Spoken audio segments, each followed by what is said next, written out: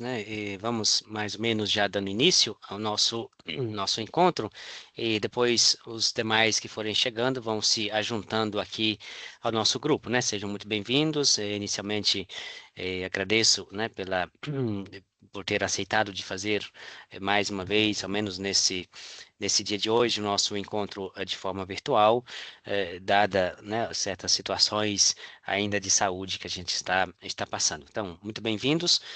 Começo, então, recuperando uma temática que nós ficamos ainda de concluir no encontro passado, isto é, nesse chamado período intertestamentário, né, algumas observações sobre esse período aí, um período que abrange fundamentalmente meio século antes de Cristo e depois e meio século depois de Cristo, então mais ou menos um período aí de 100 anos, que é esse período em que que se escreve bastante textos, né, seja sobretudo do período chamado judaico, né? Essa literatura judaica intertestamentária é bastante fecunda nesse período também. Sobretudo, né, um dos últimos livros aí escritos do Antigo Testamento, ao menos do ponto de vista da tradição deuterocanônica, né, o livro da sabedoria é colocado exatamente neste período aí. É um período importante porque nesse período também, se é que não se formam, ao menos se consolida fundamentalmente alguns partidos políticos, religiosos também, né? E esse período ele é importante também porque nesse meio século antes de Cristo começa esse período que a gente vai comentar um pouquinho mais detalhado hoje, que é o período da chamada Pax Romana, né? A Pax Romana, que é um período bastante significativo também, que começa, né, como a gente sabe, com o governo, né? Normalmente os historiadores assim o colocam, né? Os seus inícios com o início do governo ah, imperial, né? De César Augusto e portanto é chamada também chamada de Pax Augusta, né? Em nome ao imperador, primeiro imperador, né? César Augusto, que sobe ao trono aí no ano 27 antes de Cristo. E esse período, né, da Pax Romana, que se estenderá mais ou menos aí até lá pelo ano 180 depois de Cristo. Então a gente tem um período aí mais ou menos de 200 anos, né, que é conhecido como a Pax Romana.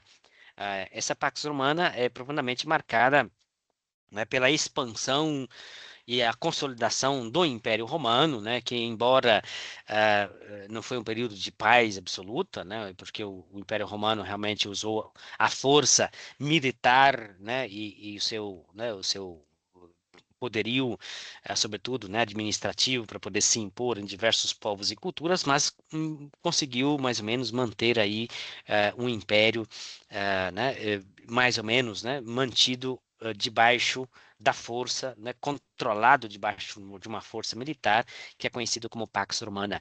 Essa Pax Romana ela é celebrada, né? Tem um marco importante da Pax Romana, né? Para quem conhece, para quem já visitou a cidade de Roma, né? Até hoje tem lá, né, o altar da paz, né? Chamada Ara Pacis, né? No campo de São Mártir ali, né? Tem esse monumento que foi edificado, né? Em honra à deusa Pax, né? Protetora da cidade de Roma, um altar, portanto, dedicado a essa divindade, né?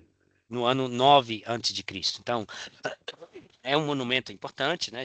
Pode ser visitado, hoje é aberto, né? Visita pública, que marca também, né, de alguma forma, a entrada dessa temática, né, da paz romana no aspecto religioso, né, nos vários aspectos religiosos do Império Romano, que era fundamentalmente um império politeísta, que, grosso modo, adotou e, né, latinizou os nomes dos deuses da cultura grega antiga, e, portanto, conservando, de alguma forma, esse sistema politeísta. Então, nesse período, né, a gente tem a formação de diversos partidos políticos ou a consolidação deles. Um dos grupos importantes dos quais nós falamos já alguma coisa em nosso encontro passado é o grupo dos Hassidim, né? Hassidim vem de Hesed, né? Como a gente comentou, Hesed em hebraico significa fidelidade, significa, né, os amorosos, os amantes, os fiéis, portanto, aquilo que é a tradição do judaísmo. Esse grupo dos Hassidim provavelmente, né, ou os racideus, né, como usam alguns tradutores desse termo aí, provavelmente está ligado também na revolta macabaica, como a gente mencionou no encontro passado, isto é, né, né, essa família de Matatias, né, com Judas Macabeus, etc., provavelmente se associou a esse grupo que já era separado, provavelmente, né, do Templo de Jerusalém, liderados provavelmente, né, por um sacerdote, exatamente por ver, né, esta vinculação política das lideranças religiosas do templo com aquela tentativa, né, de política e religiosa, né, de fazer um processo massivamente, né, de enculturação ah, né, da estrutura de pensamento política e religiosa, né, sobretudo, né, do ambiente alexandrino na Palestina. Então, aquela tentativa, né, sobretudo como a gente viu no encontro passado, né, implementada por Antíoco Epífanes IV, que levou a um processo, né, de helenização dessa região da Palestina, com a entronização, né, de estátuas de divindades dentro do Templo de Jerusalém e a condenação pública em praça pública, né, da Torá. Então, provavelmente nesse período ali, né, segundo alguns historiadores, a gente tem também as origens desse grupo dos Hassidim, Hassidim, né, que talvez se separam um pouco, né, dessa direção do templo, e uma vertente disso talvez seja manifestada naquilo que seria, né, posteriormente os essênios. Então, o grupo dos essênios também, né, provavelmente entra nessa perspectiva de uma revolta, né, contra essa associação política, né, de lideranças do Templo de Jerusalém, junto com ah, inicialmente com a tentativa de helenização do país por parte de Antíoco Epífanes IV, né, naquele período da dominação a, a Síria dessa região da Palestina, seja posteriormente mais ainda quando a situação se tornará mais grave com a ocupação do Império Romano. A ocupação do Império Romano, como a gente comentou na aula passada também, que se dá com Pompeu, né, no ano 64 para o ano 63, que conquista essa região também da Palestina aí, né? Então, a gente tem diversos partidos, né, o partido dos saduceus, partido dos herodianos, dos fariseus, dos zelotes, dos essênios, dos samaritanos, são esses os principais grupos, né, que a gente tem conhecimento, né, sobretudo não só pelos textos do Novo Testamento, mas também por obras importantes de historiadores como Flávio Josefo. Destes aqui mencionados, né, isto é, saduceus, herodianos, fariseus, zelotes, essênios e samaritanos, né, o único deles que não é explicitamente mencionado na escritura cristã, né, se trata dos essênios. Os essênios não é mencionado em nenhum momento, né, no Novo Testamento. Os demais são todos eles mencionados nos textos cristãos, portanto, dos inícios do cristianismo. Então, esses grupos são importantes porque eles, de alguma forma, expressam, né, o cenário de pluralidade religiosa judaica na Palestina do primeiro século, né, e ao mesmo tempo mostra como que essa pluralidade religiosa, quer dizer, as diversas configurações de judaísmo no período, né, dos inícios do Novo Testamento, ela se expressa também em movimentos políticos sociais. Então isso é importante, né, e não essa ideia, né, da gente pensar uma Palestina do primeiro século, né, monolítica, de uma única formulação, de um único grupo judaico, ela é hoje bastante superada. A propósito, né, como vocês sabem, né, não sei agora, depois eu vou combinar com o professor, né, Valmor, como serão também os próximos encontros. Em geral, ele ficava mais com, né, o percurso antigo testamentário e eu dava uma introdução um pouco mais do Novo Testamento, né, mas depois verei com ele. Mas se for comigo, né, a introdução à literatura paulina, né, sobretudo ao bloco da literatura paulina, em geral, eu comento, né, uma reviravolta importante que se deu a partir da década de 70, nos estudos da literatura paulina, com a assim chamada New Perspective on Paul, né, a nova perspectiva sobre Paulo, que é um movimento de estudos, né, encabeçado fundamentalmente por grandes estudiosos da tradição protestante, né, de origem, sobretudo luteranista, mas também calvinista, Mas uma obra que é marcante, e eu a menciono só essa, né, porque tem uma série de outras obras, porque isso caberá depois aos estudos né, de uma apresentação sintética dos, né, elementos centrais do pensamento paulino, mas menciono essa porque cabe aqui, né, para a gente expressar como que os estudiosos hoje estão muito mais a par de um cenário muito mais polifônico, né, das configurações de judaísmo da Palestina do primeiro século, que é a obra de E.P. Sanders, né? E.P. Sanders, Ed Parish Sanders, né, assim chamado, escreveu uma obra publicada em 1977, se não me falha a memória, a primeira edição que ele publicou, né, chamada Paulo e o Judaísmo Palestinense, né?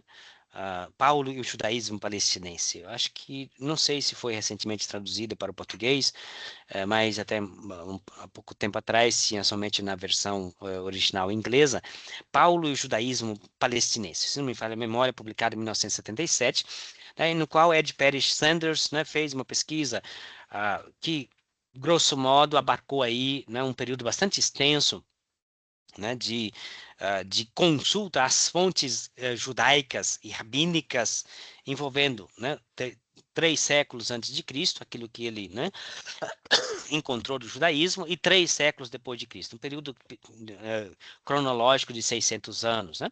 Então, o seu escopo, né, o escopo de Ed Parish Sanders nessa obra era aquele fundamentalmente de apresentar, né, contextualizar Paulo dentro do judaísmo do primeiro século. No entanto, ele se empolgou tanto, né, com as fontes rabínicas que ele pesquisou, né, que a obra tem aí basicamente, né, quase 500 páginas e mais de 350, quase 400 páginas, foi só sobre judaísmo. E depois, no finalzinho, o caso que eles disseram, opa, o assunto era para ser Paulo, né? Paul and the Palestinian Judaism, né? O nome do título original da obra, né? Paulo e o judaísmo palestinense. E aí escreve algumas páginas também sobre Paulo, né? Então, embora, né, Sanders tivesse o escopo de produzir uma pesquisa sólida, né, fundamentada para situar Paulo na Palestina do primeiro século, escreveu pouco sobre Paulo, a bem da verdade, e se ateve fundamentalmente sobre o rabinismo, sobre o judaísmo do primeiro século. E ele, né, portanto, nessa pesquisa, é um dos grandes pesquisadores que deixou bastante evidenciado com seu estudo, né, que não existia um único tipo de judaísmo, né, mas eram diversas configurações de judaísmos, né, de expressões judaicas no período da Palestina do primeiro século. E, portanto, a gente pensar, né, como se fez, e é interessante porque ele é da tradição luterana, né, e desconstruiu um mito da tradição luterana, que era aquele de que Paulo estaria, nas suas cartas, combatendo um, o judaísmo, né, com letra maiúscula, né, o judaísmo proeminente, que seria aquele judaísmo legalista. Aí ele deixou, né, na sua pesquisa, um mundo, sobretudo, né, da tradição luterana, assim, né, de boca aberta, porque né, deixou o mundo, né, sacudido, porque de fato evidenciou que talvez Paulo não está fundamentalmente lidando somente com este grupo, né, e que não existia somente esse grupo, né, o grupo dos fariseus. Então, o farisaísmo não é, né? E aqui a gente está vendo alguns grupos, né, mencionados certamente dentro, né, da literatura neotestamentária, com exceção dos essênios, como eu acabei de mencionar, todos os demais estão mencionados nos textos do Novo Testamento. No entanto, né, esses aqui não dão conta de todas as configurações judaicas da Palestina do primeiro século. Então, a gente tem um montão delas, né?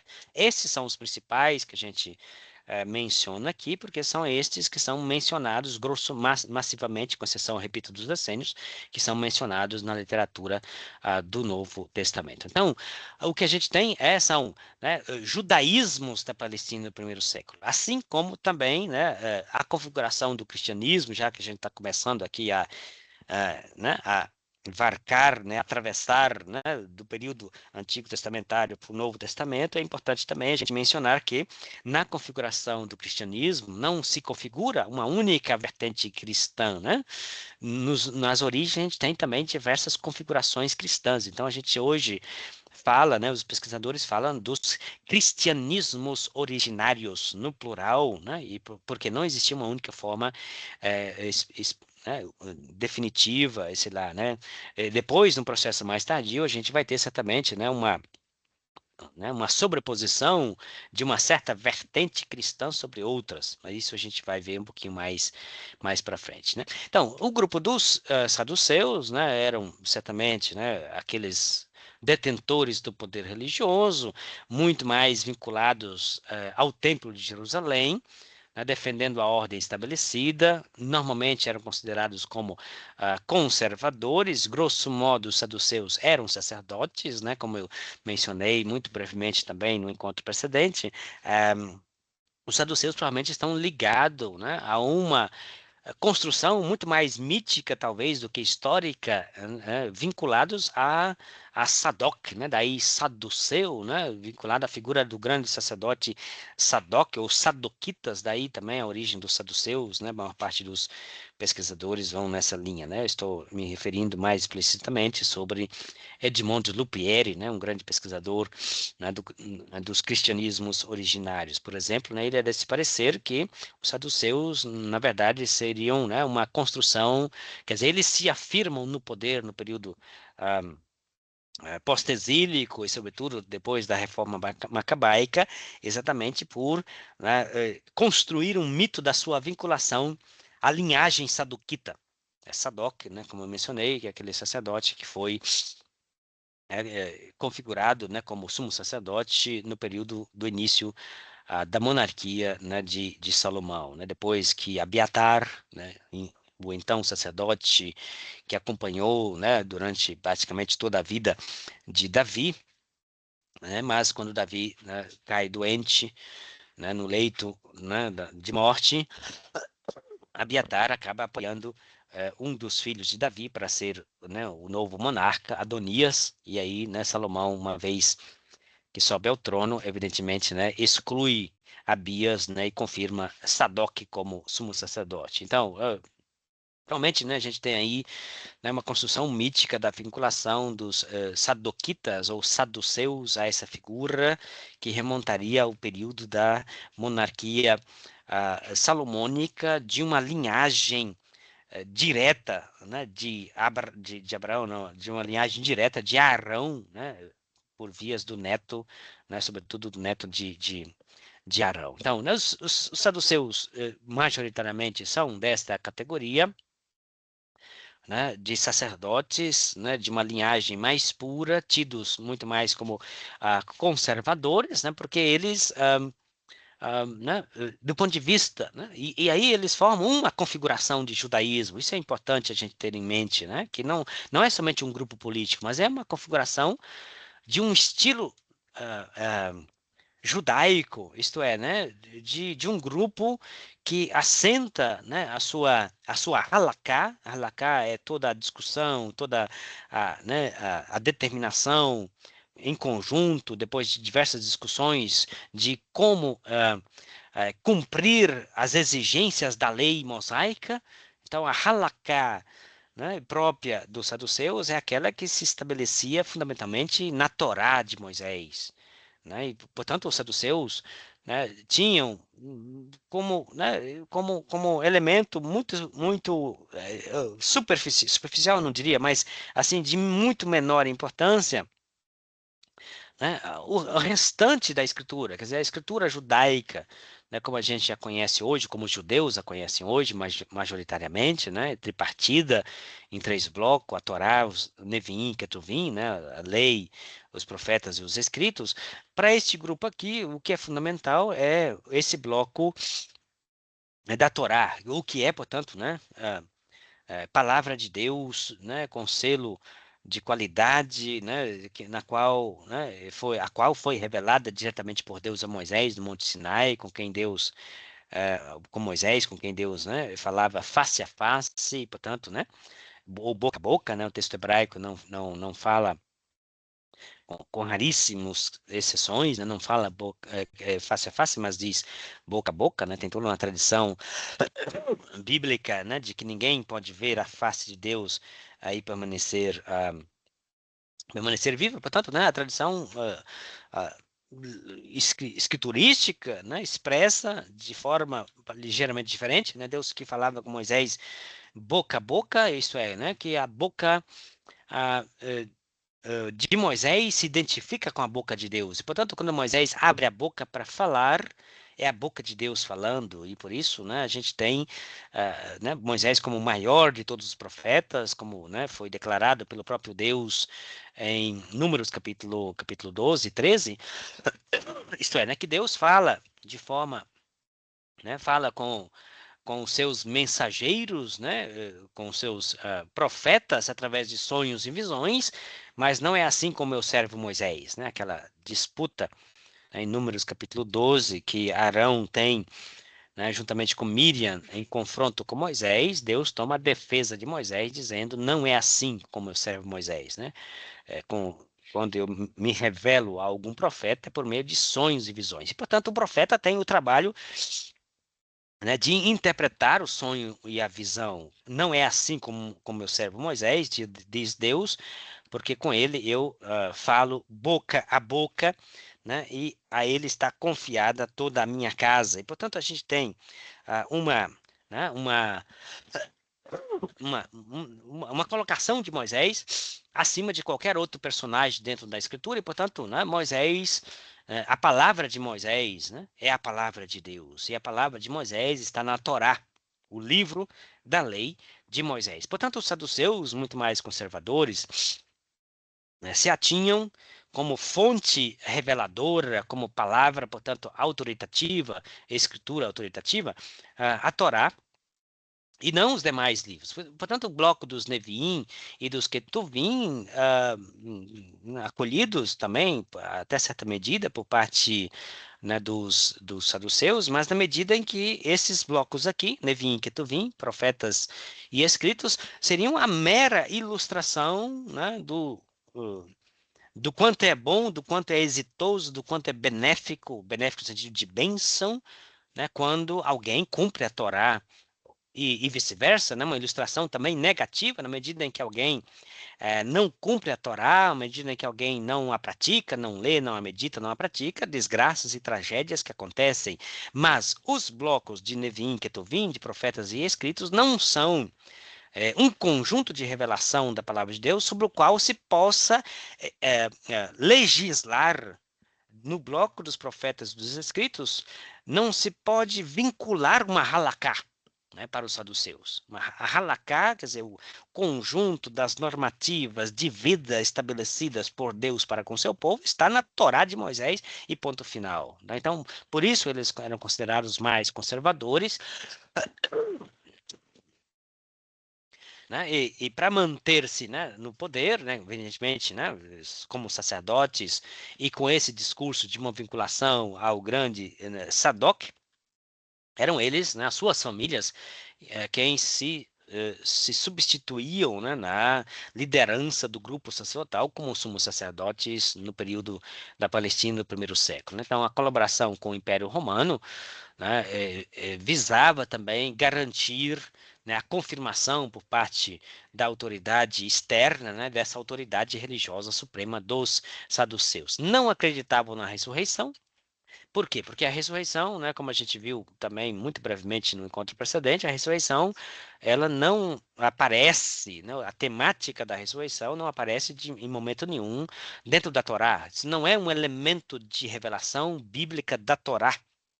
Isso não é uma temática explícita na Torá, né? A ressurreição no judaísmo passou né, como elemento de fé para outros grupos, como é o caso, por exemplo, dos fariseus, né? Por quê?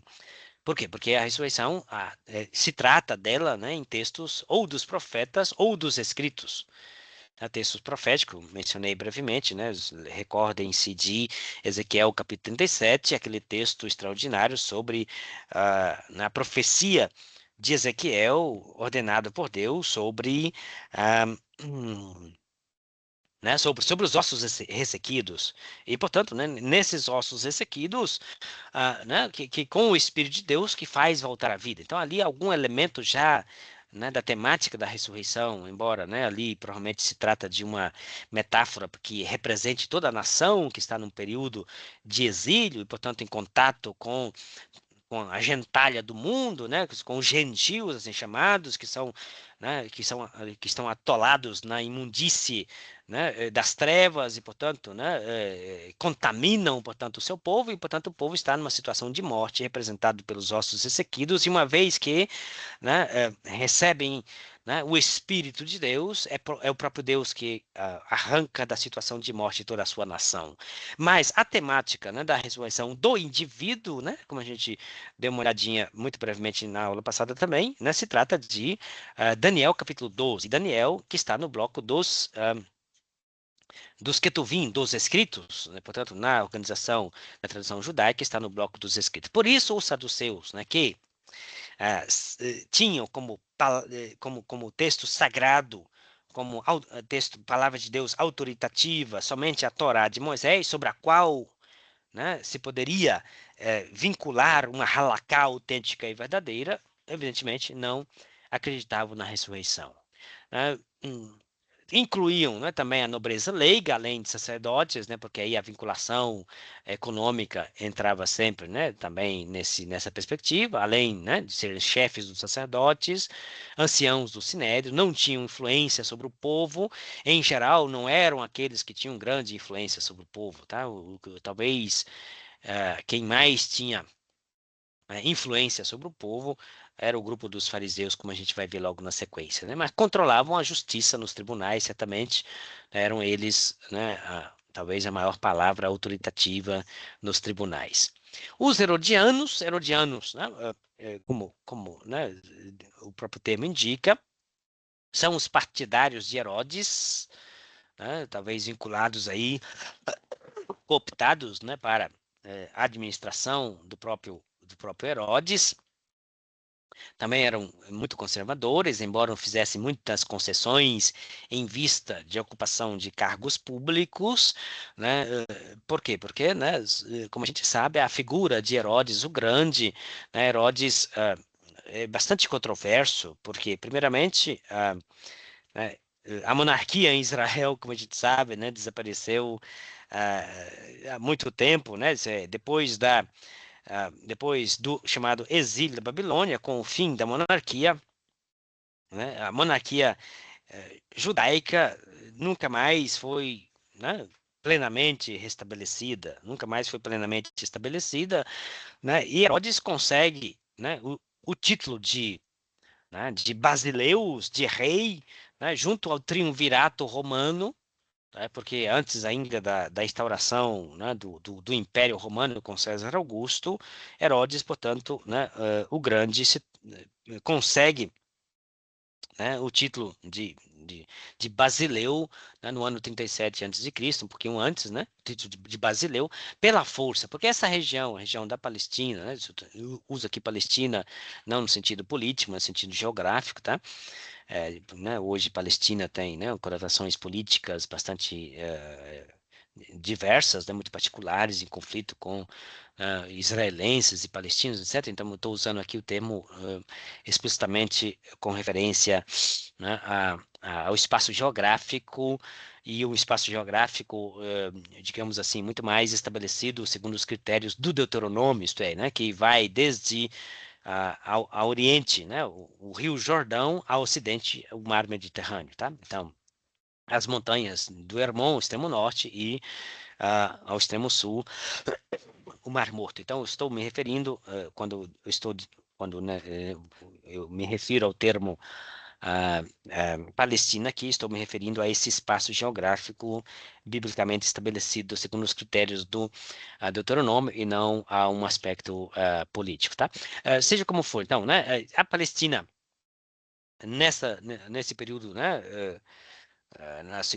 na última metade do primeiro século antes de Cristo, né, é uma região muito conturbada, não só a região da Palestina, mas como a região da Transjordânia, do outro lado do Rio Jordão, né, diversos povos que ali habitam, reinos, né, que remontam às suas origens também a tempos antigos, que entram em conflito, um conflito constante. Então Herodes acaba, né, adquirindo um exército de mercenários e, portanto, né, com a força realmente consegue apaziguar esta região e submetê-la, portanto, né, a um domínio e né, faz uma proposta diante do triunvirato romano, né, de manter a paz nessa região se ele, né, lhe for dado o título de Basileu. Então, Herodes, né, consegue o título de Basileu, isto é, de rei da Palestina, dessa região aí. Embora, né, como estou dizendo, Herodes, portanto, né, consegue o título de rei não porque a nação lhe reconhece. A propósito, né, do ponto de vista tipicamente dos conservadores, né, sobretudo saduceus, seria muito difícil o reconhecimento de Herodes, assim, muito tranquilamente, né, como rei da nação, visto que ele não gozava de todos os critérios para a realeza, né? Por quê? Porque no Deuteronômio capítulo 17, embora o Deuteronômio seja atribuído a Moisés, né? O Deuteronômio são os discursos de Moisés, né? De fato, o livro começa desta forma, né? Com a apresentação dos Ele Hadevarim Asher Diber Moshe Et Kol Israel Be'erev Hayardem, né? Esses são os discursos El Hadevarim, né, as palavras, os discursos que Moisés pronunciou do outro lado do Rio Jordão. Então, o livro se coloca como a coletânea dos discursos de Moisés, e Moisés discursando, né, aos descendentes, né, não, aqueles que nasceram no deserto, né, e perambularam, né, pelo deserto depois de 40 anos, nasceram no deserto, nas estepes de Moabe, portanto, né, recorda a estes, né, que nasceram no deserto a lei que Deus, portanto, concedeu a essa nação na montanha do Sinai. Então, nessa memória que Moisés faz a esse povo na iminência de entrar na Terra Prometida, Moisés estabelece também as condições de uma possível monarquia. Né? O Moisés ideal, né? Moisés, portanto, como figura narrativa ali que profere esses discursos, né? Quando entrares na terra que o Senhor teu Deus te vai dar, né?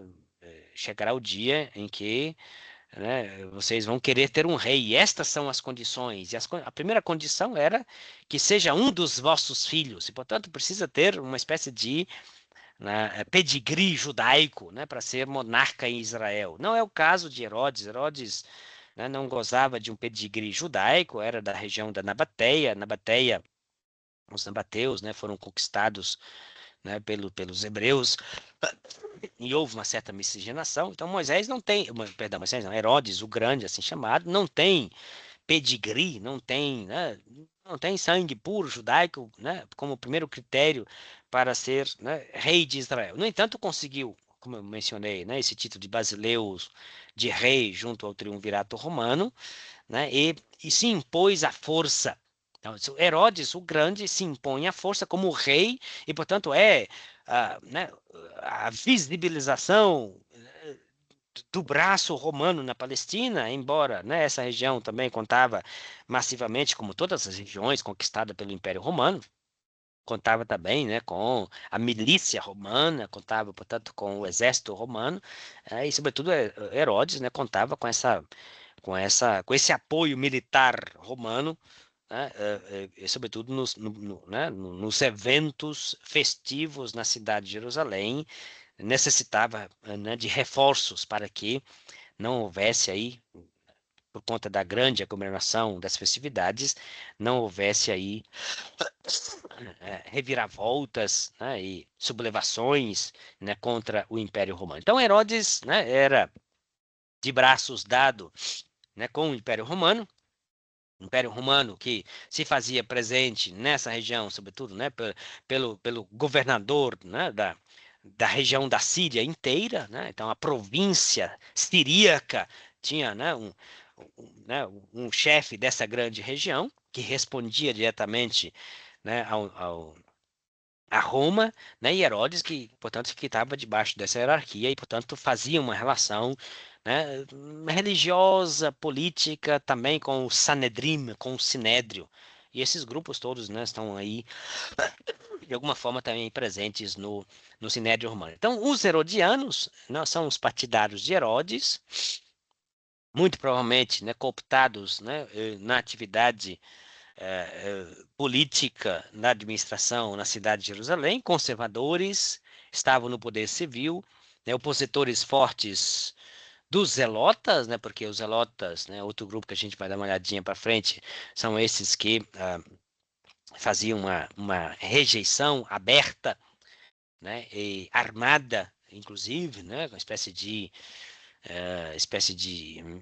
grupo militar paralelo em oposição ao Império Romano, e, portanto, os herodianos, né, estão em oposição a esses zelotas porque eles estão de braços dados com a administração herodiana e, consequentemente, com a administração romana, né? Então, eles andavam à cata desses agitadores políticos, sobretudo na Galileia. A Galileia era o celeiro, né, dos sublevadores políticos de oposição ao Império Romano, porque era a região mais afastada, né, da Judéia, mais afastada de Jerusalém, onde era o centro político, econômico, religioso, etc., militar, né?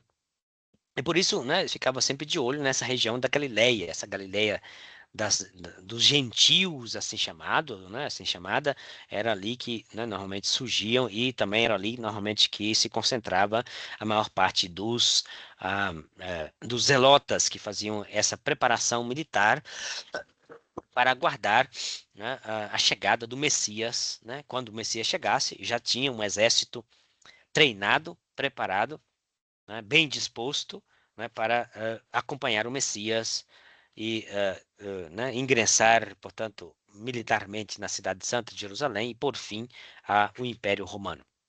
Não tinham, né, grande influência sobre o povo não tinha, né, certamente simpatia com esses herodianos, porque representavam certamente um poder militar, político, econômico externo, né? A discussão sobre o imposto a César se coloca nessa discussão aí, né? Os fariseus, né, também era um grupo oposicionário, né? Majoritariamente eram leigos, tá? E aí eh, era por essa estrada aqui, né, que se tinha uma certa mobilidade social, né?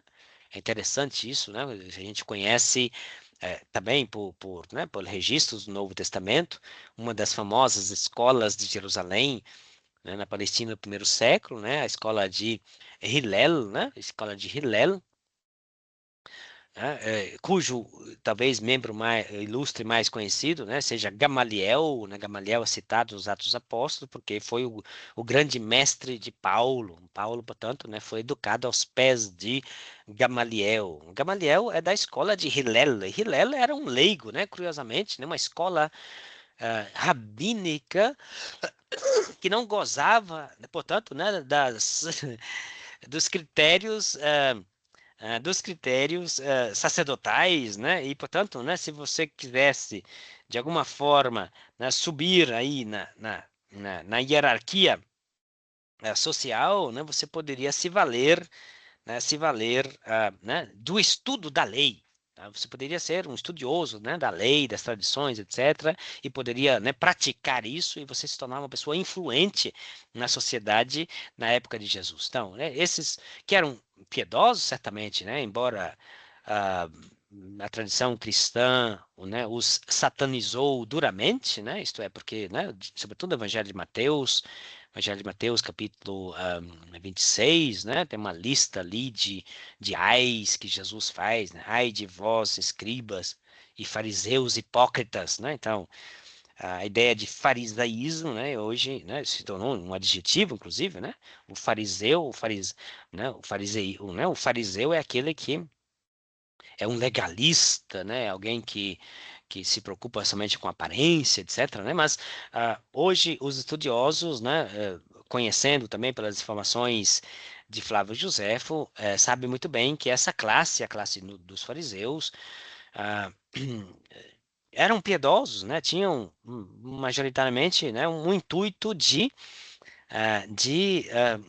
praticar a lei, né, meticulosamente, não meramente como uma espécie de, sei lá, né, de aparência externa, mas tinha uma motivação interna também muito importante, que era aquela de, talvez, né, apressar a restauração de Israel, ou a redenção de Israel, para usar a categoria bíblica, né, do Goel, Deus como resgatador, o redimidor de Israel, tinha a intenção de adiantar esse processo da redenção de Israel, graças à prática né, meticulosa, minuciosa dos mandamentos da lei mosaica, né? Como comentei um pouquinho, acho brevemente na aula passada, essa concepção, né, de um Israel que se tornou uma nação oprimida exatamente porque não cumpriu a lei de Moisés. Né? Portanto, né, o farisaísmo se assentava fortemente numa chamada teologia deuteronomista, do Deuteronômio, como a gente sabe, né, e a literatura deuteronomista também segue grosso modo, embora hoje haja muitas discussões, né, sobre a hipótese da literatura, né, deuteronomista, a hipótese de Martin Noth, né, formulada na sua tese de 1943, né, na sua obra Überlieferungsgeschichtliche Studien, de 1940, em plena Segunda Guerra Mundial, ele formula essa hipótese, né, de uma chamada literatura deuteronomista, que seria um bloco literário, começando com o Deuteronômio, incluindo o bloco dos profetas anteriores, isto é, os livros de Josué, Juízes, Samuel e Reis, como único bloco literário, né, compacto, né, de autoria única, né, na proposta de Martin Notes.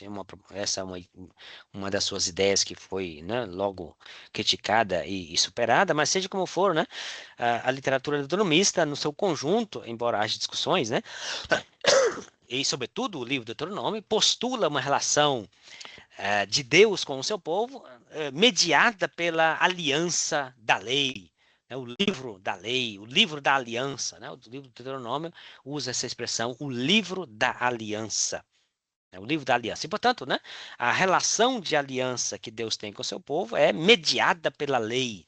E, portanto, Deus é o Deus desse povo, na medida em que o povo coloca em prática todos os preceitos ali postos, né, e com a promessa divina, né, de serem herdeiros de uma bênção transbordante e de êxito, né, de sucesso, na medida em que coloca em prática tudo isso. Na medida em que não faz o que está estabelecido no livro da aliança, desgraças, tragédias, né? Basta recordar o capítulo 28, né, do Deuteronômio, com aquela lista extensa, mais de quase 70 versículos, né, majoritariamente de maldições, arur, arur, maldito, maldito, maldito, e são maldições para quem não cumpre a lei divina.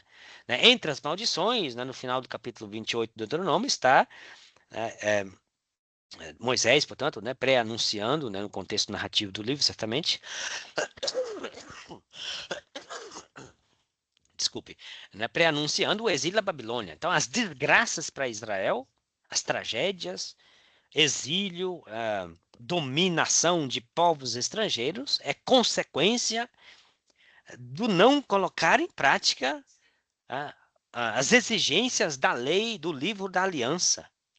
Então, os fariseus se colocam nessa perspectiva aqui, tá? Na perspectiva de dizer, bom, nós estamos debaixo do domínio do Império Romano, por quê? A causa está no descumprimento dos preceitos da lei, né, do livro da aliança. Uma vez que a gente colocar em prática tudo isso, né, certamente Deus vai redimir Israel, e a redenção de Israel é o dom que Deus dará a Israel de um novo Messias que certamente vai, né, expurgar né, essa contaminação da terra prometida por parte, né, dos gentios, sobretudo, né, os gentios de turno, que são, né, aqueles que são, né, parte do Império Romano. Então, né, os fariseus têm essa perspectiva, né, diferente dos saduceus que a gente comentou um pouquinho antes.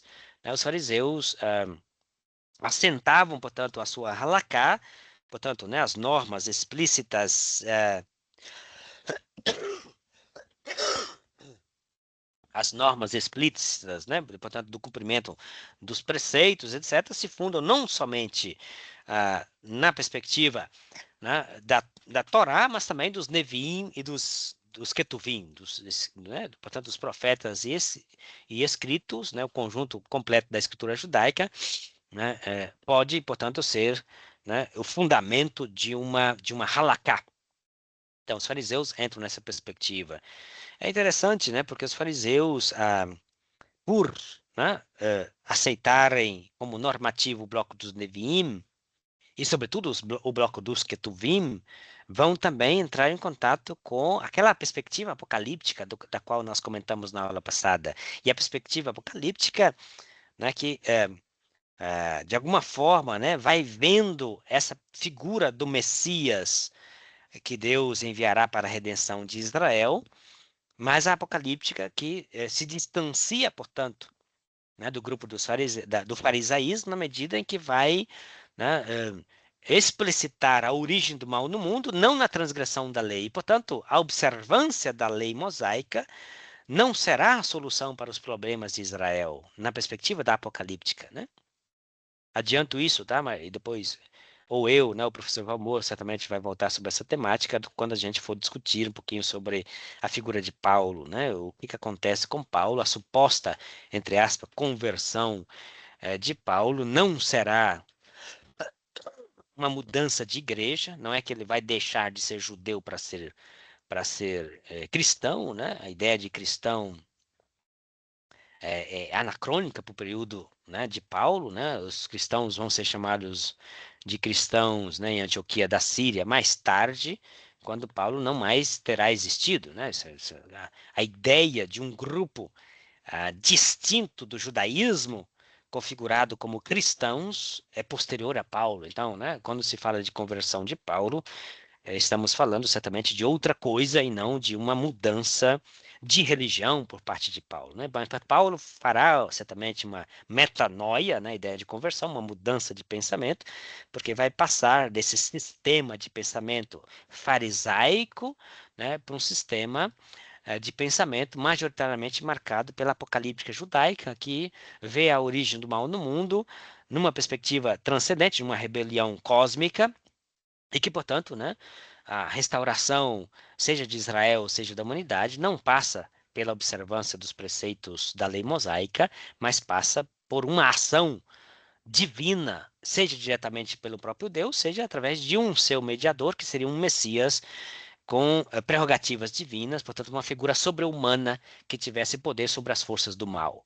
Tá? Mas isso, né, vocês voltarão com isso, ou comigo, professor Valmor, repito, né, num momento posterior, para discutirmos um pouquinho, né, a figura, discutir a formação do Novo Testamento, né, e sobretudo a figura de Paulo. Bem, os zelotes, né, os zelotas, a oposição, né, são esses, né, guerrilha armada, muito nacionalistas, né, queriam expulsar, portanto, né, essa gentalha, portanto, né, todo mundo que não é descendente de Abraão está contaminando o solo sagrado, né, contaminando o solo sagrado e, portanto, precisa ser expulso. Então, né, certamente por ser, né, esse grupo militar, né, eram perseguidos pelo Império Romano, considerados criminosos e terroristas, então eles precisavam estar sempre às escondidas. Né? Na Palestina, queriam abolir as dívidas, acabar com o latifúndio, libertar os escravos, então, né, recrutar da camada mais pobre da Galileia, dessa região mais afastada, eram onde eles poderiam recrutar os jovens, né, para este grupo, com essa sua ideologia, né, de militar, né, de se preparar para expulsar o Império Romano, né, criava um impacto no povo, certamente, né, porque o povo, né, esperava, sonhava também com, né, uma Palestina, né, com um território é, autônomo do ponto de vista político, né, sem a ingerência de uma dominação externa e, sobretudo, né, por conta do pesado imposto cobrado pelo Império Romano. Então, o Império Romano se fazia sentir, né, cotidianamente na vida dos judeus, exatamente pela cobrança, né, dos impostos, né? O sistema de impostos era muito estabelecido, muito bem estratificado, né, capilarmente, né, difundido nos pequenos vilarejos e povoados, sempre tinha ali, né, uma coletoria de impostos, né, com alguém, né, ali cobrando imposto e com a presença, né, de militares romanos para garantir, né, que você fosse lá para pagar os impostos. Quer dizer, né, todos os vilarejos, né, tinham ali, né, o registro de todos os seus habitantes, né, e todo mês você tinha que ir lá, né, toda semana, todo mês, etc., ir lá na coletoria de impostos, repassar, né, declarar os seus bens, né, para o leão, né, imposto de renda, e ao mesmo tempo, né, repassar ali, né, a sua cota, né, para o Império Romano. Então, né, sobretudo, né, nesses pequenos vilarejos, né, todo mundo conhecia todo mundo sabia mais ou menos, né, a profissão, os ganhos, etc., né, e isso era muito bem controlado. Então, né, o Império Romano se fazia fortemente presente, sobretudo, né, por essa estrutura econômica, né, capilar, né, nos povoados. E por isso, né, quem era contrário ao Império Romano, como era o caso, né, dos zelotas, né, certamente atraía uma popularidade bastante grande, né? Então, início do século I, o forte partido revolucionário sob Judas de Gâmala, o Galileu, portanto, né, pelos anos 30, apenas grupos clandestinos. Em 66, com o saque do Tesouro Nacional pelos romanos, organizaram a resistência, né, o Império Romano acabou é, é, né, apropriando-se dos tesouros do templo, e ali começa essa revolta judaica, né, liderada exatamente, né, por estes essênios, o que vai culminar, né, com a destruição é, né, da cidade de Jerusalém e do Templo de Jerusalém no ano 70, assim chamada Guerra Judaica.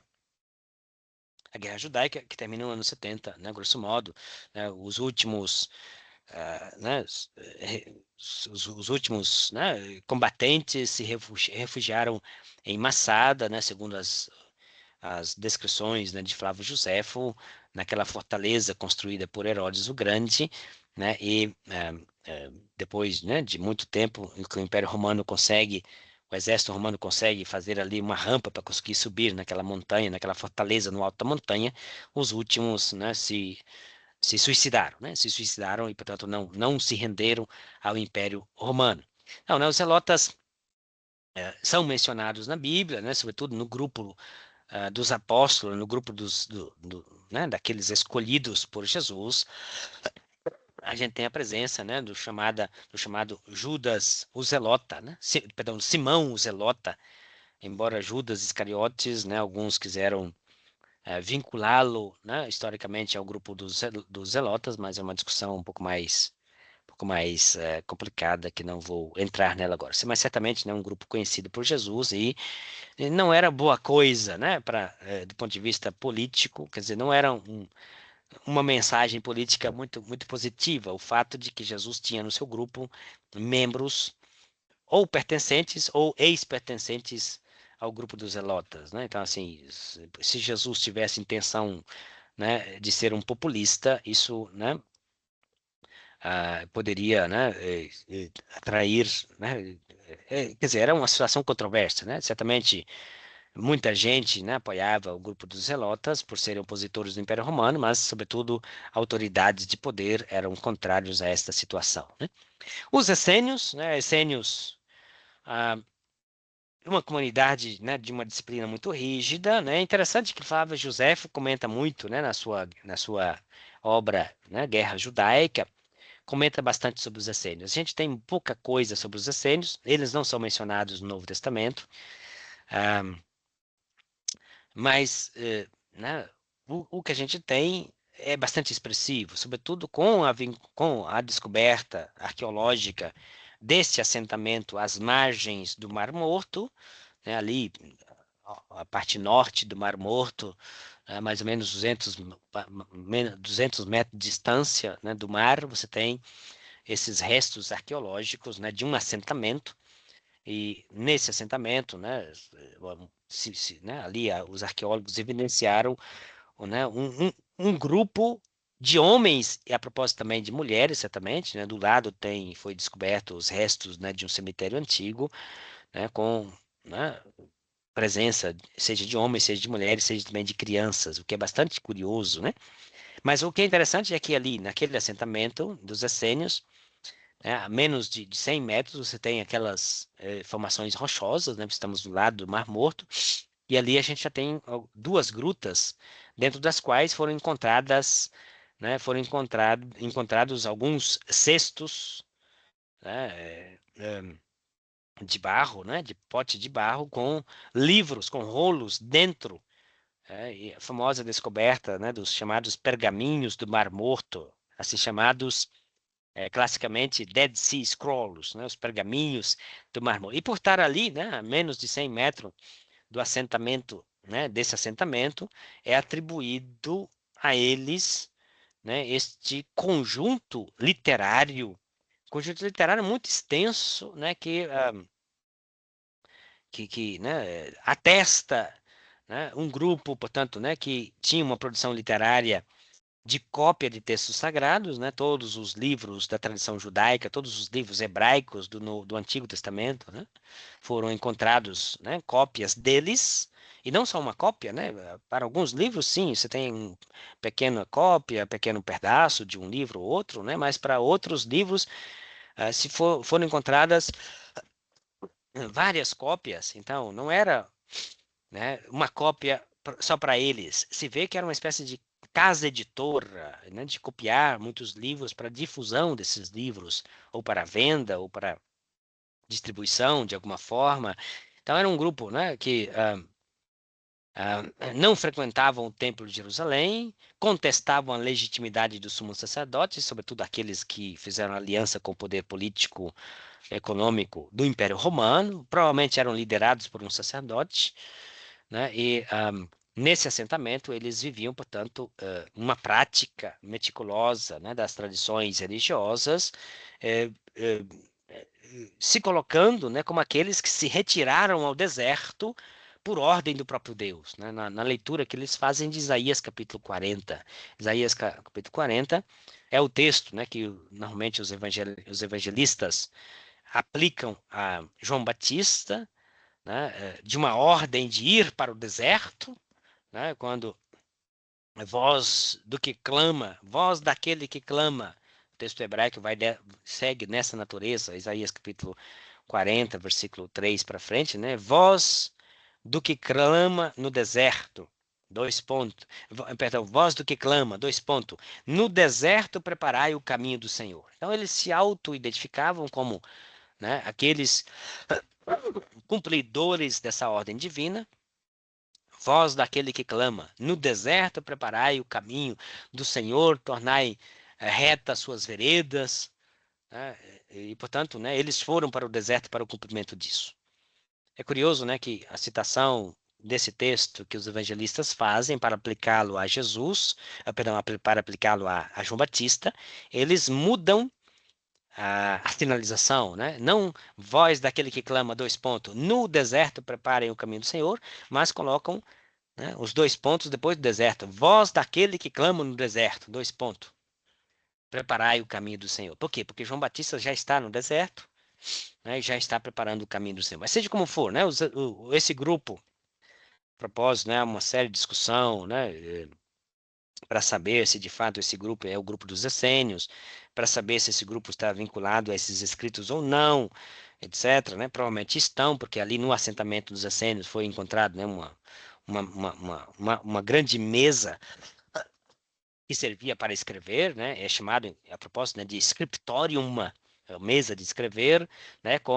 Foram encontrados dois potinhos né, para colocar tinta com pincéis, e portanto, né, provavelmente são eles mesmos esses escritores, né, desses livros aí. Esses livros que foram conservados nesses potes, né, por milênio, né, por 2 milênios aí, né, praticamente 2 milênios, porque estavam ali, né, escondidos, exatamente, né, por ocasião da invasão do Império Romano, né, eles esconderam esses livros nessas grutas com a intenção de que quando as coisas se acalmassem, né, pudessem recuperar esses livros. Só que, né, o assentamento romano, perdão, o Império Romano, o exército romano, com Vespasiano, destruiu o assentamento, esse assentamento, né, dos essênios ali, e fez ali, né, uma guarita militar. Então, debaixo dessa guarita militar, né, soterrada por baixo, é que os arqueólogos encontraram, né, os vestígios desse assentamento dos essênios. Por que que o Vespasiano, com seu exército, né, pôs fim a esse assentamento judaico? Era um perigo, né, para o Império Romano, sim ou não, né? Também há muitas discussões sobre isso, não vou entrar nesses detalhes, seja como for, o que é importante destacar talvez seja a localização estratégica, né, desse assentamento dos essênios, que depois se tornou um posto militar avançado romano, porque ali, né, era uma rota de fuga importante, né, uma rota de fuga para atravessar o Rio Jordão, seguir para a Transjordânia por outro lado, né, ou descer na parte, né, ocidental do Mar Morto e chegar até a Montanha de Massada, etc. Então foi exatamente ali que o Império Romano, né, pôs fim a esse assentamento dos essênios, né? Os essênios, portanto, né, são muito importantes porque, além, repito, né, de cópias dos livros do Antigo Testamento, de todos os livros do Antigo Testamento hebraico, foram encontradas cópias nessas grutas ali próximas, né, a esse assentamento, com exceção do livro de Esther, mas também outros livros extra-bíblicos, né, fora da tradição judaica, né, como é chamado o Rolo da Guerra, por exemplo. O Rolo da Guerra, né, eles se apresentavam, né, é um rolo que descobre um horizonte apocalíptico. Então, é um grupo que tem elementos apocalípticos também muito fortes, né, que dava tinha por escopo uma protologia, né? Eu falei um pouquinho sobre da protologia na aula passada, né? Isso é que a apocalíptica não é o seu ponto central, né, não é unicamente, o seu escopo central, melhor dizendo, não é unicamente a escatologia, não é descrever o final dos tempos, mas descreve o final dos tempos como uma proposta de resolução de uma protologia, né, das origens do mundo, a origem do mal no mundo, essa que é a questão de base, e como que Deus vai equacionar o problema da injustiça e do mal no mundo. Então, os essênios, né, no livro da Guerra, né, tem essa ideia, né, de um Deus único, mas que criou, né, os seres espirituais e os seres tenebrosos, né, os filhos da luz e os filhos das trevas, né, liderados aí, né, por anjos, né, Beuzebu, o príncipe das trevas, de um lado. A propósito, né, Jesus menciona o tal de Beuzebu, né, nas tradições bíblicas, né, seja no livro o Evangelho de Marcos, etc. Então, isso precisa também ser lido à luz da literatura essênica, certamente, né? Ah, mas né, nessa nessa protologia para dar as condições de uma escatologia nesse horizonte apocalíptico do grupo dos essênios, é a ideia de que no final dos tempos, e esse final dos tempos está próximo, elementos, portanto, de escatologia, na qual os essênios se apresentavam, se viam, se autocompreendiam como filhos da luz, queriam, portanto, ser associados, né, aos filhos da luz nesse combate final definitivo, liderado, né, por arcanjos, né, sobretudo por Gabriel, por Miguel, né, esses arcanjos queriam liderar os filhos das trevas para os filhos da luz para combater os filhos das trevas e, portanto, esperavam dois tipos de Messias, né, um Messias davídico, talvez um terceiro, inclusive, né? Alguns discutem a possibilidade, né, de um messianismo triádico entre os essênios, mas a coisa é um pouquinho mais complicada, mas ao menos dois é mais seguro, isto é, né, um Messias sacerdotal, né, visto que eles se separaram da ordem sacerdotal do Templo de Jerusalém, porque foi, né, conspurgada, foi sujada, foi, né, feita indigna, né, de uma liderança sacerdotal, porque, né, fizeram aliança com o Império Romano. Então, né, o que a gente tem aí é, fundamentalmente, né, a expectativa de que, depois do conflito apocalíptico final, no qual, né, os filhos da luz colocariam fim aos filhos das trevas, Deus restauraria um novo templo, um templo não feito por mãos humanas, não feito por mãos humanas, né? Acheropoietos, um adjetivo grego muito bonito, né? A propósito, eles escreveram tanto em hebraico, quanto em aramaico, quanto em grego, tá? Os essênios eram trilíngues, tá? É interessante que essa expressão, acheropoietos, adjetivo grego para dizer não feito, reir significa mão, né? Alfa privativo, arreiró, poieo, o verbo fazer, não feito por mãos humanas. Esse adjetivo ele é usado unicamente no Evangelho de Marcos, né, quando, por ocasião, né, do processo judaico e a interrogação de Jesus, ah, né, e as várias falsas testemunhas, né, que se apresentam, né, um grupo, né, menciona isso, isto é, ele disse que, né, que após a destruição do templo, ele construiria um novo templo não feito por mãos humanas. Aheropoietos. Então, né, um elemento também linguístico em comum entre o Evangelho de Marcos e a literatura apocalíptica, né, de cunho estênica nessa perspectiva linguística. Mas é um outro assunto que também não vou estender, porque não é o caso aqui, né? Eu só gostaria de vincular essa perspectiva estênica de uma expectativa messiânica sacerdotal. Portanto, né? Deus, portanto, restauraria um novo templo e daí instauraria uma nova ordem sacerdotal, vinculando-a ao sacerdote Melquisedeque. Vocês não fazem ideia de quanto sucesso Melquisedeque faz nos textos dos essênios. É curioso isso, né? Importantíssimo.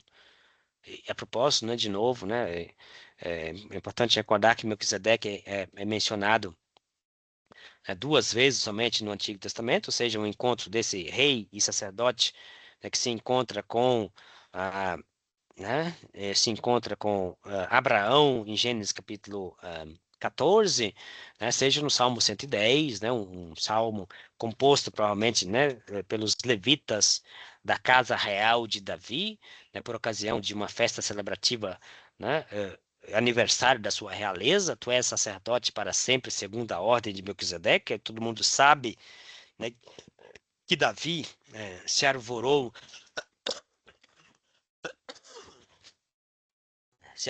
e assumiu funções sacerdotais,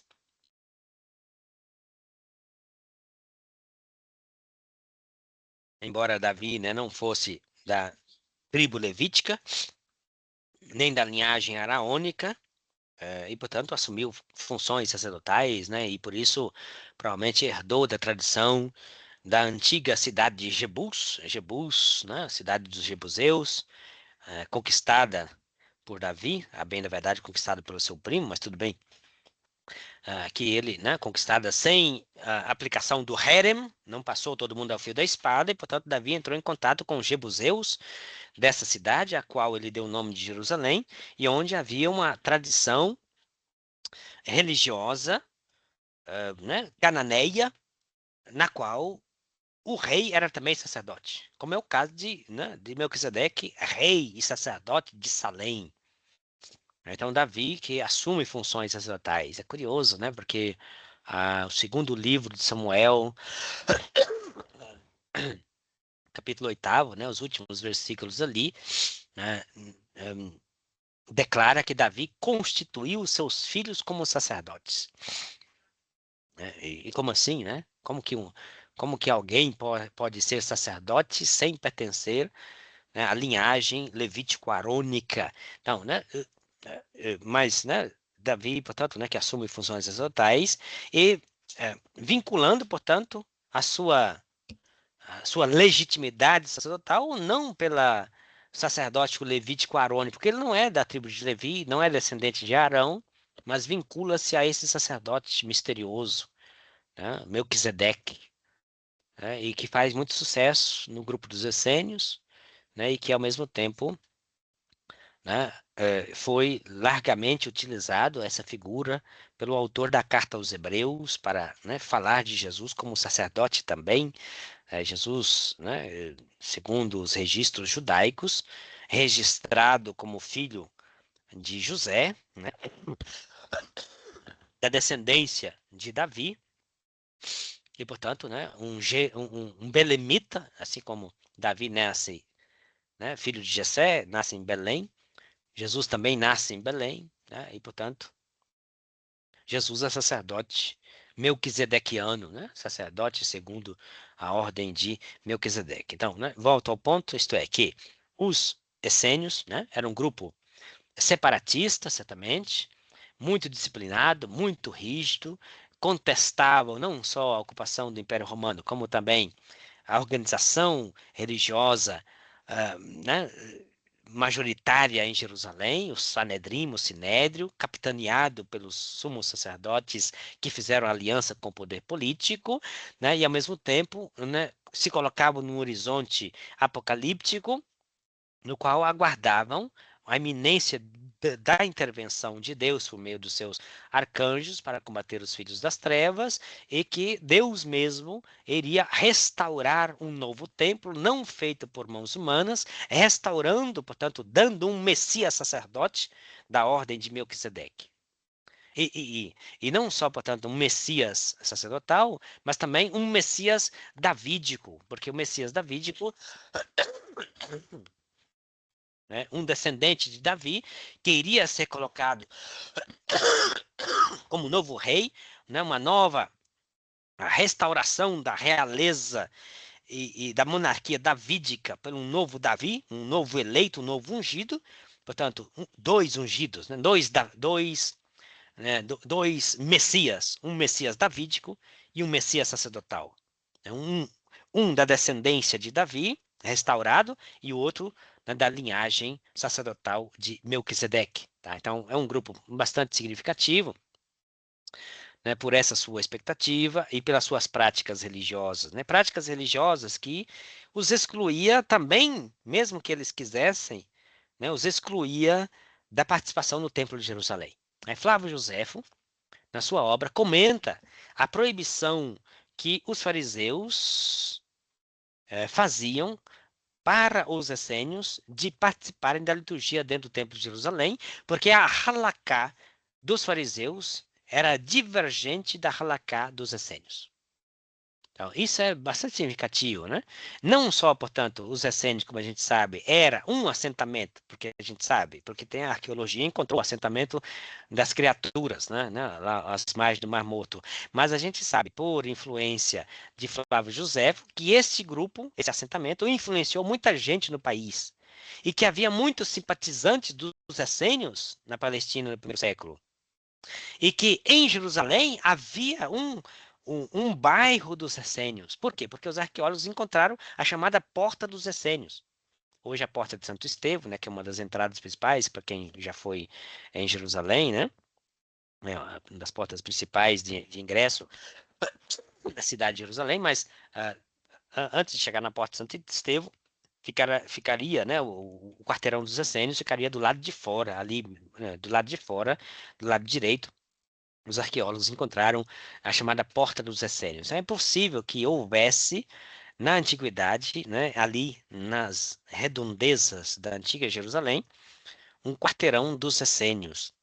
Tanto é assim que entre o grupo dos essênios, além do rolo da guerra, como mencionei para vocês, né, entre os textos que eles copiavam, existe também o chamado rolo da comunidade. O rolo da comunidade que descreve a sua vida litúrgica, né, o seu ordenamento interno, como que funcionava a comunidade, né, o funcionamento, também, né, as prescrições rituais, né, a comida era um gesto ritual, né, os banhos, né, os baptismoi, né, os batismos, era, portanto, um grupo que se batizava continuamente, né, ao menos 2 vezes por dia. Né? Ali no assentamento tem diversas chamadas mikve, que são piscinas batismais, né, com a escadinha para descer, né, nesses poços de água, se lavar e subir do outro lado. Mas como eu comentava antes, né, então esse grupo dos essênios, né, nesse seu comportamento, nessas suas práticas, legislavam, portanto, sobre rituais específicos, mas também com penalidades para quem não cumprisse esses rituais, né? Quem não fosse fiéis, né? Os que não fossem fiéis recebiam penas, né? Várias penas, inclusive uma muito grave, que era de ser expulso para o deserto, né? Por um período de 1 ano. Então, né? É dali que provavelmente alguns, né, supõem a passagem, né, de João Batista entre esse grupo dos essênios, né? Se alguém foi lá em Jerusalém, conhece lá e visitou, né, o assentamento dos essênios, deve ter, né, deve se recordar disso. Quem não foi, eu comento brevemente, né? Eu estive lá faz muito tempo já, né? Foi em 2011, eu acho, né, quando eu estudei arqueologia em Israel. Mas lá nos assentamentos, né, o Departamento de Arqueologia de Israel fez uma estrutura ali, né, fez né, coberta, etc. Tem um lugar onde o ônibus pode estacionar e você chega, né, você entra lá dentro, se coloca numa sala uma espécie de um mini anfiteatro, né, uma espécie de cinema, e ali eles passam um filme para você assistir, né, sobre esses habitantes, né, deste assentamento, segundo as descobertas próprias, portanto, né, dos arqueólogos, né? E ali, nesse filme que eles passam para a gente assistir, eles colocam, né, como se fosse já uma verdade certa, né, arqueológica, determinada, que João Batista ali esteve, que foi membro daquela comunidade. Não é o caso, né? Quer dizer, não, a gente não tem segurança, mas é uma hipótese bastante significativa que talvez João Batista, por ser, né, um nazireu desde o nascimento, visto que o Gabriel, que anunciou o seu nascimento a Zacarias,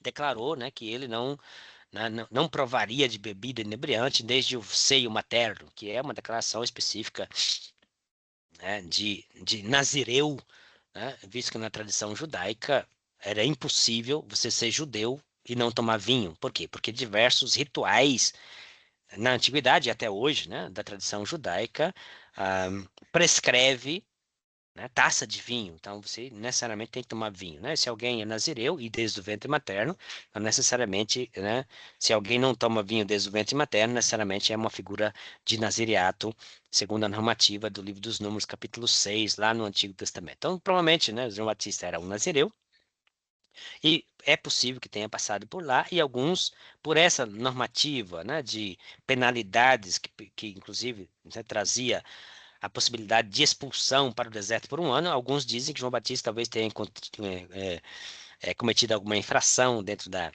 comunidade essênica e teria sido expulso para o deserto, e lá no deserto começou a pregar, né, a chegada, a iminência da chegada, né, do próprio Deus para colocar os pingos nos is, que faz parte, inclusive, né? Quer dizer, a mentalidade de João Batista, segundo reportado nos evangelhos canônicos, é muito próxima da teologia dos essênios, certamente. Então, é uma hipótese que pode ser averada, que pode ser concretizada.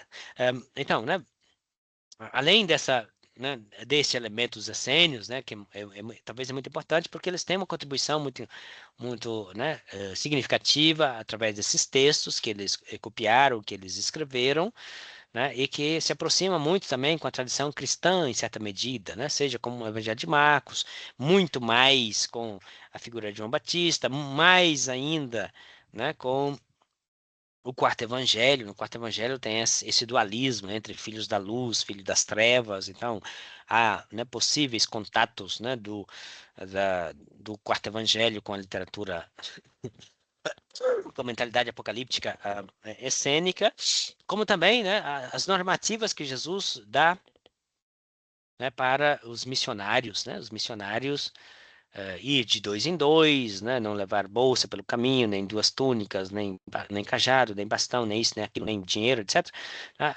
Também os essênios parece que tinha essa prática, né, missionária, que devia, né, ir de dois em dois, mas levando esse tipo de coisa, né, levando esses bens mínimos de sobrevivência, né, a lista, portanto, né, de descrições que Jesus faz para os seus discípulos, né, normas para uma atividade missionária, certamente tem o intuito de diferenciá-los, né, desse grupo dos essênios, tá?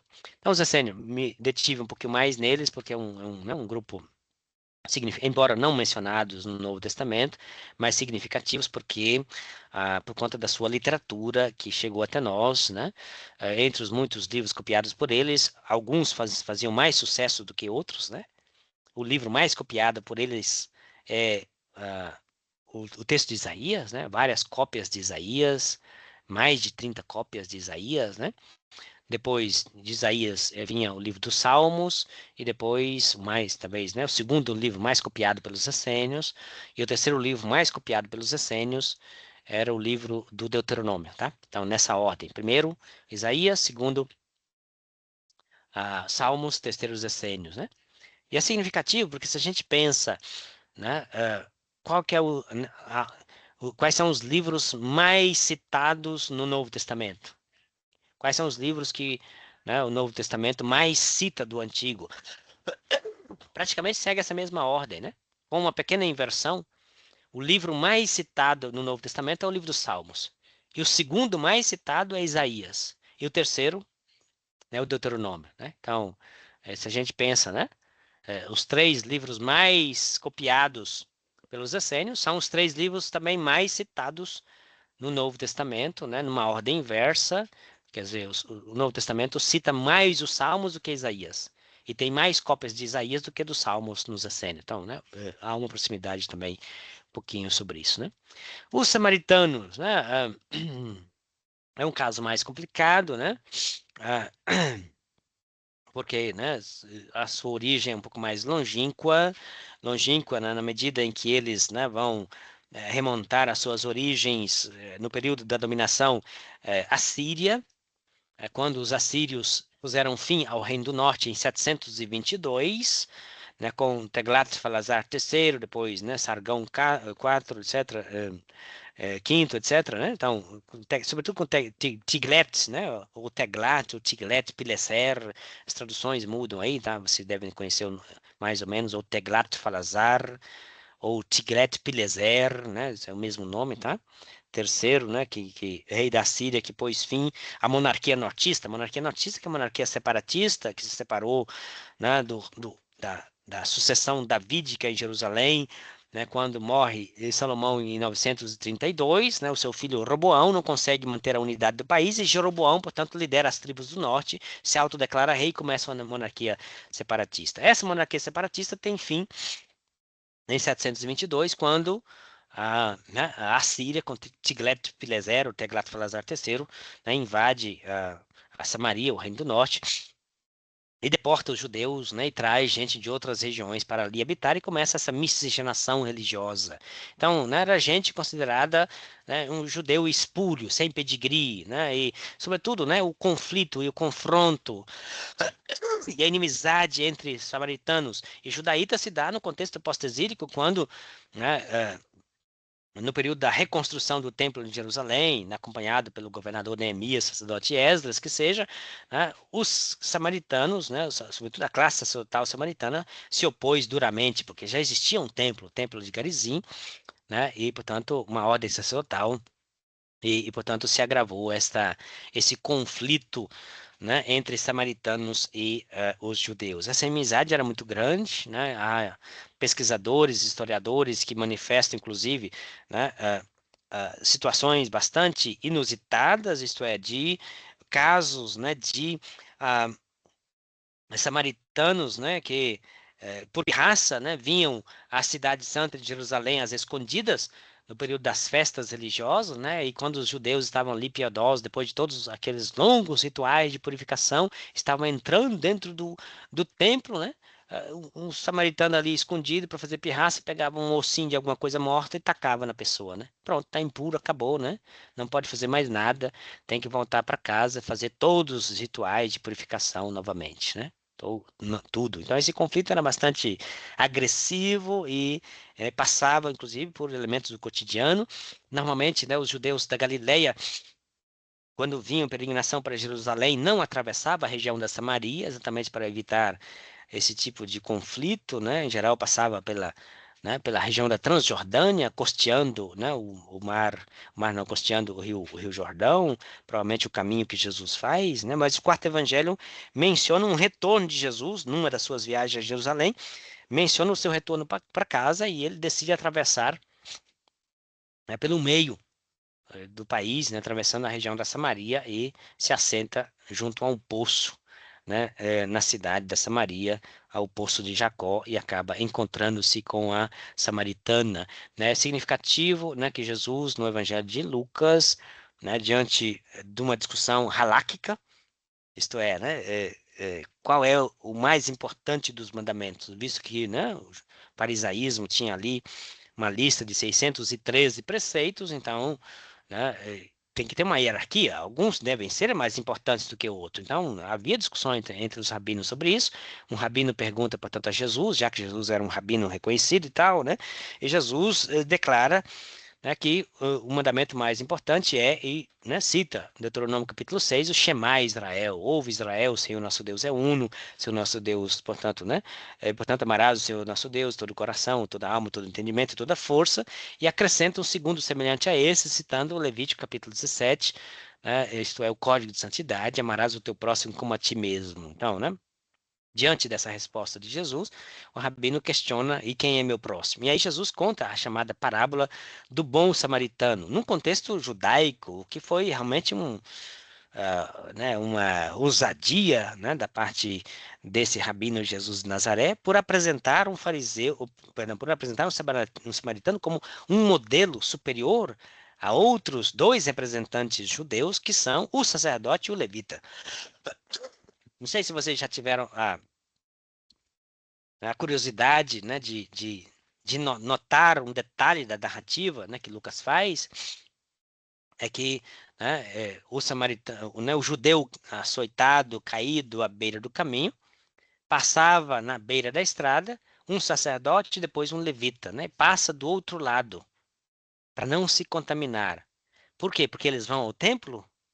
Não, atenção, tá, pessoal? Porque os comentários que eu já vi, né, em geral, passam por essa perspectiva, né? O sacerdote não se aproximou porque estava indo para o templo, né? E, portanto, se aproximasse da pessoa caída, cheia de sangue, iria se contaminar.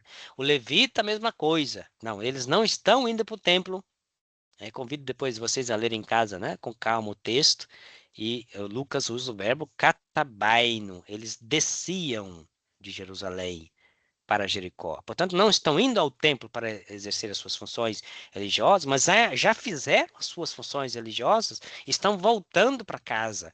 Então, né, o que agrava ainda mais a situação do sacerdote e do levita, né, ao passo que o samaritano, mesmo sendo um inimigo público e declarado do judeu caído à beira do caminho, interrompe a sua jornada para acudi-lo, né, para acudir. Então, né, a situação dos samaritanos era bastante significativa, né, mas era considerada por parte dos judeus, né, da Judéia e sobretudo pelas lideranças religiosas né, de Jerusalém, né, ao mesmo nível da gentalha do mundo. São gente impura, tá? Então, o grupo, né, dos samaritanos era mal visto.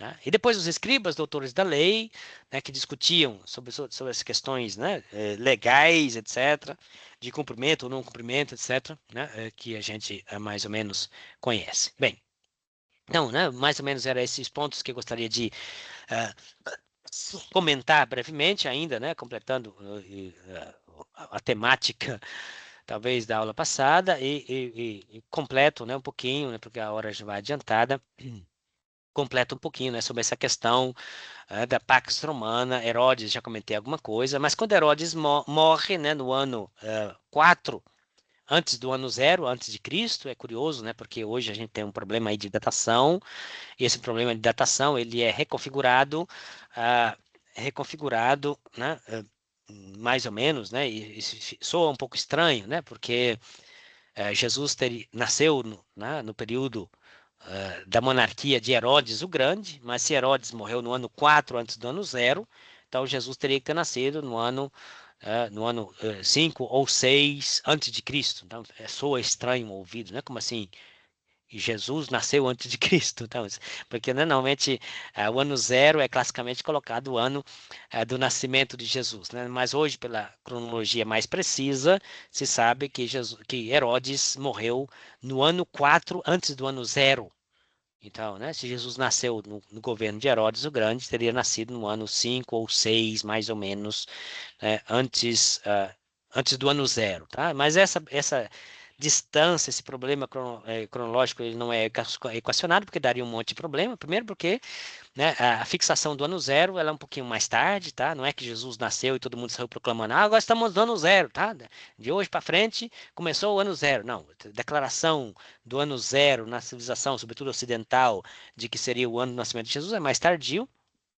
Sem mencionar o fato de que, né, sempre se pensava que que o dia tinha 24 horas, né? Com o passar do tempo se descobriu que o dia não tem 24 horas, né? O dia tem 24 horas, 6 minutos e não sei quantos segundos, né? E que depois, com o passar dos anos e dos milênios, vai aí distanciando, né, esse elemento. Depois se tentou criar um ano bissexto para não agravar o problema, mas ninguém mexeu para trás, né? Porque se mexer lá para trás, cria um problemão em todas as datas, né, de todos os registros históricos. Então tá tudo, deixaram como está, mas seja como for, Herodes, né, o Grande, ao morrer, né, o território do seu domínio é abocanhado pelos seus 4 filhos, e que são chamados de tetrarcas, né?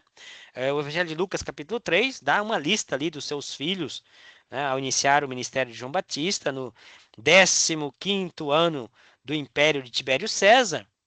E, portanto, quando João Batista começa o seu ministério, é no ano 15, né, 15 anos depois do início do governo de Tibério César. Ora, Tibério César começou a governar no ano 14, né, porque, como a gente sabe, né, Júlio César morre no ano 14 e Tibério assume, portanto, né, no ano 14, mais 15 dá 29. 14 com 15 dá 29. Por isso se coloca, né, segundo a cronologia lucana, o ministério de João Batista no ano 29 depois de Cristo. Seja como for, ali está, né? O império de Tibério César, quando Pôncio Pilatos era governador da Judéia. Então a Judéia era uma região que, quando Herodes o Grande morreu, ficou sendo administrada, governada pelo seu filho Arquelau.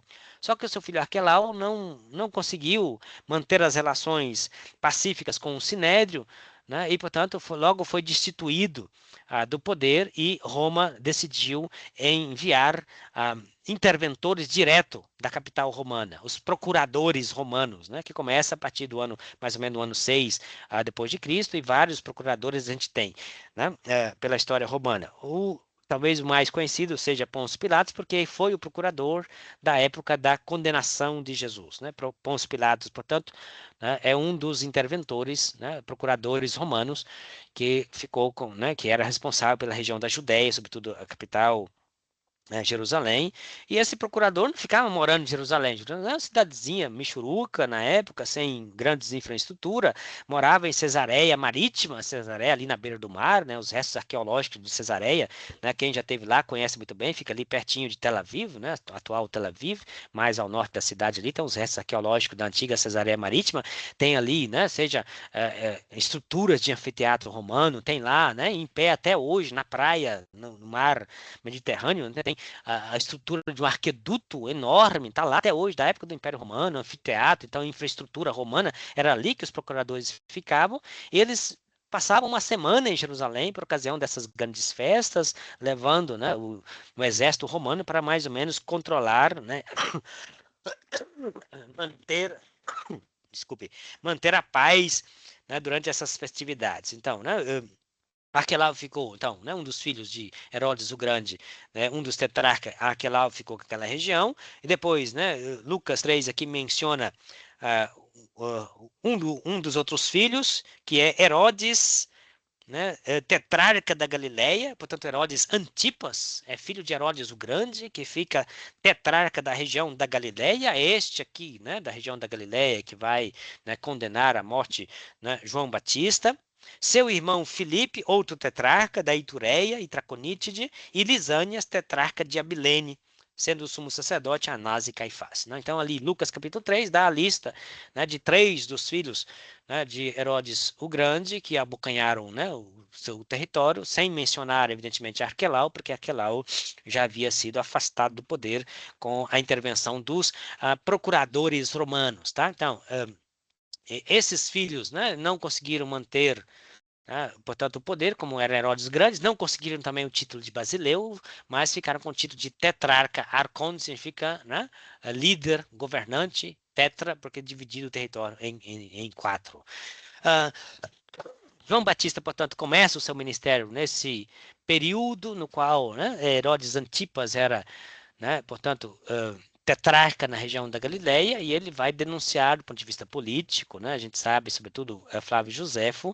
apresenta a condenação, né, a condenação, né, muito mais detalhada, a condenação de João Batista por parte de Herodes, né, e descreve também a sua morte, né, a ocasião da sua morte, toda aquela narrativa da mulher de Herodíades. Ele se desposou com a própria cunhada, né, uma situação moral intolerável na perspectiva judaica da época, né, denunciada por João Batista. A figura de Salomé, né, a menina que entra e que dança. A propósito, Salomé não está na Bíblia, tá? A gente sabe sabe que a menina se chama Salomé exatamente por conta das obras de Flávio Josefo, né? Então, esse contexto no qual, né, provavelmente, né, ele foi levado como prisioneiro, segundo Flávio Josefo, foi levado para uma das fortalezas construídas por Herodes o Grande. Herodes era também um grande construtor, além da reforma do Templo de Jerusalém, que não foi bem o templo, mas foi a esplanada do templo. Ele construiu uma grande esplanada que podia, né, abrigar, né, para subir 1.000 pessoas ao mesmo tempo nessa esplanada,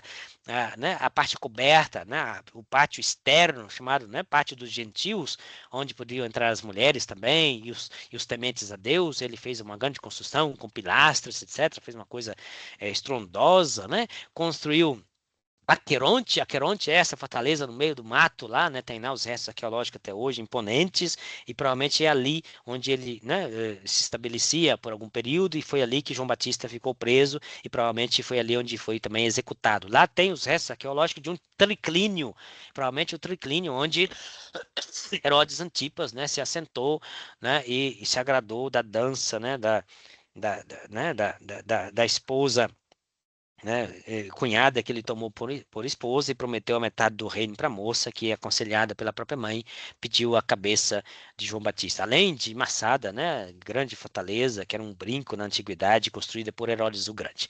Então, né, João Batista é colocado nesse contexto aqui, né, e que a situação vai se agravando cada vez mais. Por quê? Por conta desses movimentos, sobretudo de cunho apocalíptico. João Batista é uma figura de uma perspectiva apocalíptica. Eis que o machado já está posto à raiz, né?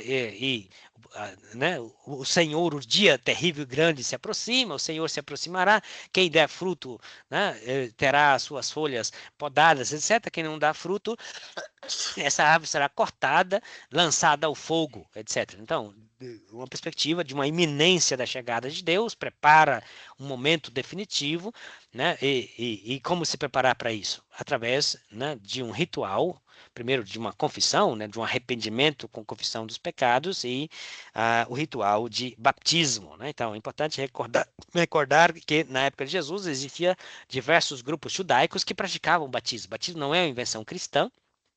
Os judeus, de forma geral, né, usavam a prática de batismo como um dos últimos gestos, né, de conversão dos gentios para o judaísmo. Né? Os essênios, como nós vimos, praticavam o batismo, né, 2 vezes ao dia.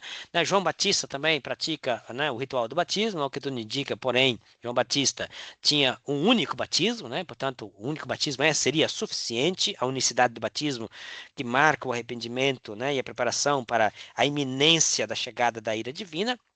E depois a tradição, né, cristã, que seguirá também a prática batismal, né, com uma pequena diferenciação. Né? Interessante que no capítulo 1, né, do Evangelho de João, se descreve, né, os discípulos de Jesus que batizavam, assim como os discípulos de João Batista batizavam.